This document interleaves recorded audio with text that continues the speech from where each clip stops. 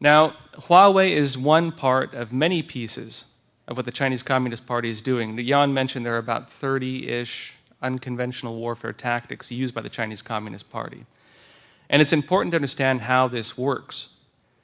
When the Chinese Communist Party we hear about things like cyber attacks. We hear about things like culture war with its takeover of Hollywood.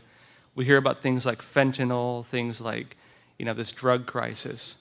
These are part of the Chinese Communist Party's unrestricted warfare system. It is something they talk about publicly, and it's something that our media does not talk about or tell us about typically. And what is it? Now think about what is the goal of warfare. What would a country want to achieve in war? They have done that, and they said, how can we achieve those exact same goals without having to engage the United States in troop-on-troop combat?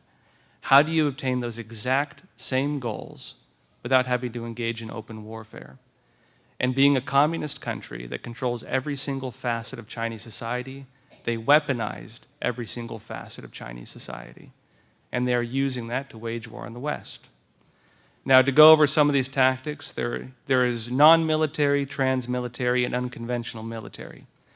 Non-military could be things like culture warfare.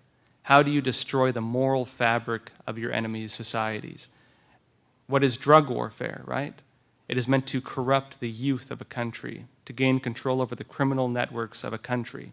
Keep in mind that China is the largest supplier of precursor chemicals to the Mexican drug cartels.